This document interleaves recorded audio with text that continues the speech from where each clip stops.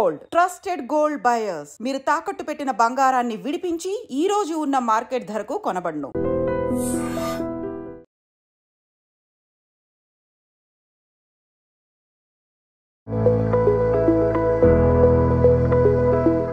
ఉల్లిపాయ, వెల్లిపాయ లేదా వేరే ఏ స్పైసెస్ తిన్నా కూడా సెక్స్ సామర్థ్యం పెరిగే అవకాశాలు ఉంటాయి.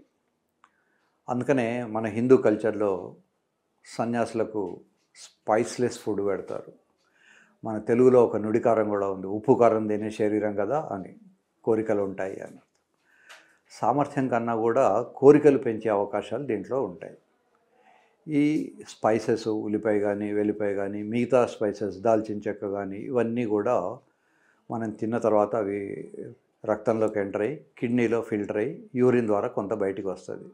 అలా వస్తూ యురెత్రాను స్టిమ్యులేట్ చేసి ఒక రకమైన మంట క్రియేట్ చేస్తుంది. సో యురెత్రల్ బర్నింగ్ సెన్సేషన్, దానివల్ల అతనికి కొద్దిపాటి కోరిక కలిగే అవకాశాలు ఉంటాయి. కనుక it's a very good question. Spices తీసుకోవాలి, ముఖ్యంగా యువకులు స్పైసెస్ తీసుకోవాలి. స్పైసెస్లో చాలా అఫ్రోడిషియాక్ అంటారు, డిజైర్ పెంచేటివి ఉంటాయి. కేవలం ఉల్లిపాయలే కాదు, ఉల్లిపాయలు వెల్లిపాయలు తినని వాళ్ళు ఇంగో కూడా వాడుకోవచ్చు. వాళ్ళకు కూడా ఇంగో కూడా అది డిజైర్ని క్రియేట్ చేస్తుంది. తర్వాత దాల్చిన చెక్క లాంటి వెల్ నోన్ థింగ్స్. ఆయుర్వేదంలో ఒక దూల్దుమ్మ అనే ఒక చెట్టు ఉంటుంది, దాన్నే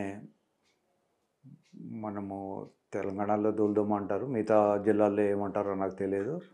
ఆ చెట్టు కనుక తగిలితే మనకు ఇచ్చింగ్ వస్తుంది. దాని పౌడరు పాలల్లో కలిపి తాగమని కూడా చెప్తుంటారు. ఇవన్నీ కూడా మంచివే. యోహింబిన్ అని ఒక చెట్టు ఉంది, దాని బార్క్ డిజైర్ పెంచుతుంది. ఈ యోహింబిన్ అనేది మన దేశంలో ఉండే చెట్టు కాదు, బయట దేశాల నుంచి వస్తుంది. కనుక ఫుడ్లో స్పైసీ ఫుడ్ తీసుకోవడం మంచిదే. Especially some people are use to some spices. For example Chinese spices వేరుగా ఉంటాయి, సౌత్ ఇండియన్ స్పైసెస్ వేరుగా ఉంటాయి, నార్త్ ఇండియన్ స్పైసీ ఫుడ్ వేరుగా ఉంటుంది. Any spice is good. మీకు నచ్చితే ఆ నచ్చిన స్పైస్ తినండి. ఈ స్పైస్ కాస్త చెమటలో కూడా బయటకు వస్తుంది, కనుక పార్ట్నర్ను అడగండి. మీరు అమ్మాయి దగ్గరికి వెళ్ళినప్పుడు అమ్మాయికి మీ చెమటలో వచ్చే ఆ స్పైస్ వాసన నచ్చుతుందా నచ్చట్లేదా అని. ఒకవేళ నచ్చకపోతే ఆ స్పైస్ మానేయండి.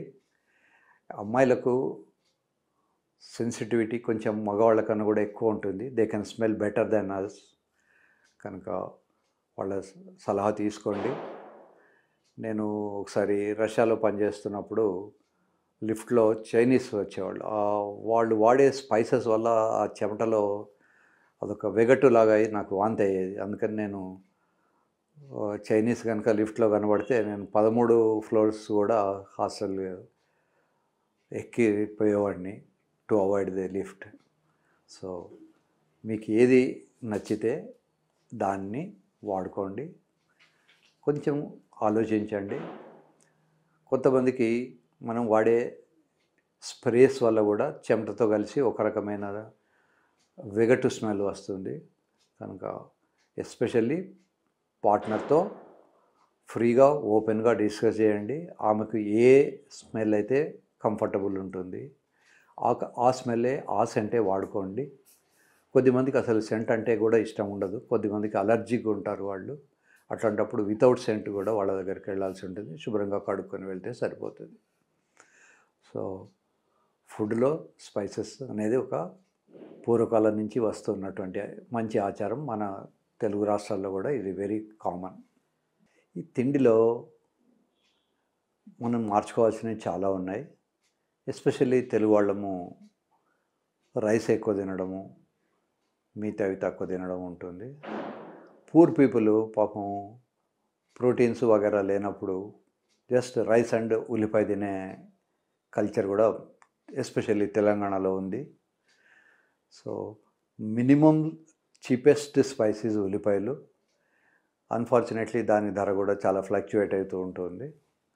సో ఉల్లిపాయలు అనేటి తెలుగులో ఒక సామెత కూడా ఉంది, ఉల్లి చేసిన మేలు తల్లి కూడా చేయదు అని. కనుక ఉల్లిపాయలు కానీ, వెల్లుల్లి కానీ, తర్వాత అల్లం, ఇందాక మనం డిస్కస్ చేయడంలో అల్లం పాత్ర చాలా ఉంది. చాలా రాష్ట్రాల్లో చాయ్లో కూడా అల్లం కలుపుతారు. తర్వాత ఈ ఎర్లీ మార్నింగ్ ఒక్కొక్కసారి వాకింగ్కి వెళ్ళిన వాళ్ళు కొన్ని స్పెషల్ ఈ అల్లము ఇట్లాంటి వాటి, కాకరకాయ, ముఖ్యంగా కాకరకాయ రసం తాగుతారు షుగర్ ఉంది అని. It's dangerous. 1-2 డెత్స్ కూడా అయినవి ఈ కాకరకాయ రసం ఎర్లీ మార్నింగ్. యూజువల్గా ఎర్లీ మార్నింగ్ ఫాస్టింగ్ ఉంటుంది కనుక బ్లడ్ షుగర్ లెవెల్ తగ్గిపోయి ఉంటుంది. ఆ టైంలో కనుక మనం ఇంకా తగ్గించేవి తీసుకుంటే కూడా డేంజర్ ఉంటుంది. కనుక పార్కింగ్కి వెళ్ళి ఆ పార్క్లో వాడిచ్చే ఏదో రసాలు అవి తాగడం మంచిది కాదు. ఒకవేళ తాగదలుచుకుంటే దాన్ని తీసుకొచ్చి ఎనలైజ్ చేసి అందులో ఏముంది కనుక్కొని అది మీ శరీరానికి వండుతుందా లేదా. ఒకవేళ అది సడన్గా షుగర్ రెడ్యూస్ చేసే క్యారెక్టర్ ఉంటే అట్లాంటిది అవాయిడ్ చేయడం కానీ, తర్వాత వాకింగ్కి వెళ్ళే ముందు వాకింగ్ మధ్యలోనూ అవసరం అనుకుంటే షుగర్ లెవెల్స్ చూసుకోవడము.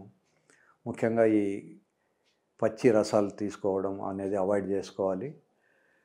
సో షుగర్ ఉన్న వాళ్ళకు స్పెషల్ జాగ్రత్త ఏంటంటే ఆ కాకరకాయ రసమో లేకుంటే ఇంకేదో గ్రీన్ కలర్ది ఒకటి ఇస్తాడు.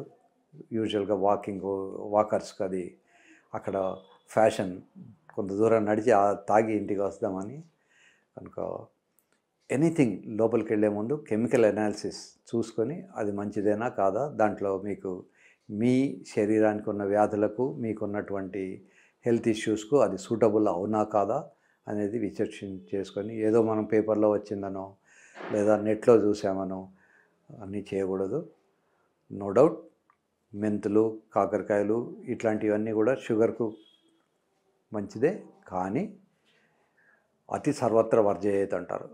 దేనైనా ఎక్కువగా తీసుకోకూడదు. కనుక మీరు దీన్ని అనలైజ్ చేసుకొని తీసుకోండి.